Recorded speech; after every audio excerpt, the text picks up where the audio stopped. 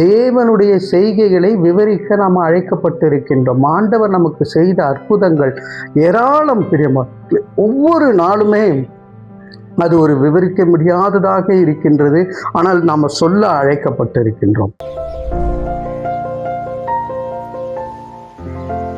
பிரியமானவர்களே, சங்கீதம் 118 17வது வசனத்திலே, நான் சாவாமல் பிழைத்திருந்து கர்த்தருடைய செய்கைகளை விவரிப்பேன்.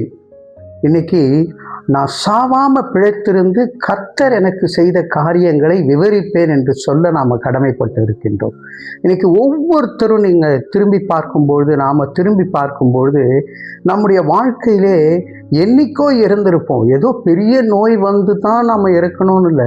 சடுதியிலே ஒரு விபத்திலே, சடுதியிலே வருகின்ற இந்த மரணமானது நம்மை விழுங்காதபடி சாவாமல் நாம் பிழைத்திருந்து தேவனுடைய செய்கைகளை விவரிக்க நாம் அழைக்கப்பட்டிருக்கின்றோம். ஆண்டவர் நமக்கு செய்த அற்புதங்கள் ஏராளம் பிரியமா.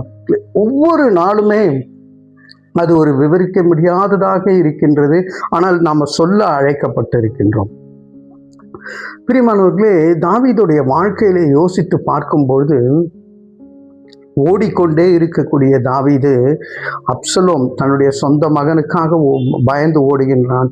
அந்த இடத்துல சவுலுக்கு பயந்து ஓடுகிறான், பெலிஸ்தியருக்கு பயந்து ஓடுகின்றான். ஆனாலும் எந்த இடத்திலுமே சாவு பக்கத்தில் வருது. ஆனால் மரித்து போகாதபடிக்கு பிழைத்திருந்து நான் சாட்சி சொல்லுகிறேன் என்று இன்றைக்கு தாவீது சொல்லுகிறான்.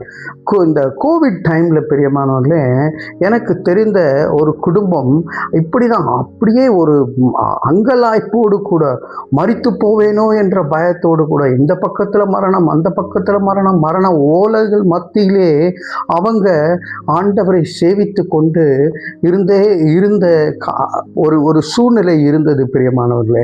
அங்கிருந்து தப்பித்து வந்த பிறகு அவர்கள் யோசிக்க ஆரம்பித்தார்கள், நான் பாவியாயிற்றே, ஆனால் நான் எப்படி இதிலிருந்து தப்பித்து வந்தேன்னு.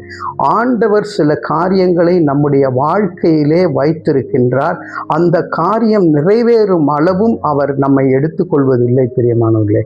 இன்றைக்கு நாம் உயிரோடு இருக்கிறோன்னா எனக்கென்று சில இலக்கை வைத்திருக்கிறார். சில வேலைகள் நான் முடிக்க வேண்டியதாக இருக்கிறது. ஆகவே எனக்கு இந்த உயிர் பிச்சையை கொடுத்திருக்கிறார் என்று நாம் ஒவ்வொருவரும் சொல்ல அழைக்கப்பட்டிருக்கின்றோம். அவர்கள் அதை உணர்ந்து கொண்டார்கள். அது உணர்ந்து கொண்டு கோவிட்லேருந்து வெளியே வந்த பிறகு அவர்களுடைய வாழ்க்கையே மாறி போய்விட்டது. கடவுளுக்கு பிரியமான பிள்ளைகளாக வாழ ஆரம்பித்து விட்டார்கள். கடவுள் செய்த அற்புதங்கள் ஏராளம் என்று சொல்லி அவர்கள் ஊழியத்தை தாங்க ஆரம்பித்தார்கள். அவர்கள் ஊழியம் செய்ய ஆரம்பித்தார்கள்.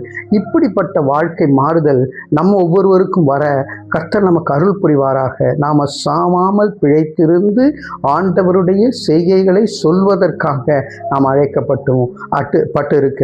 அப்படி நாம் சொல்லும் பொழுது மற்றவர்களும் ஒரு உறுதியோடு கூட வாழ ஆண்டவர் நமக்கு உதவி செய்வாராக. தலைகளை தாழ்த்தி தேவனை நோக்கி பார்ப்போம்.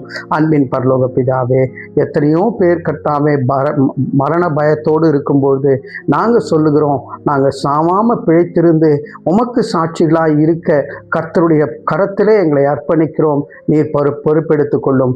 இயேசுவின் மூலமே ஜெபிக்கிறோம் நல்ல பிதாவே. ஆமேன், ஆமேன்.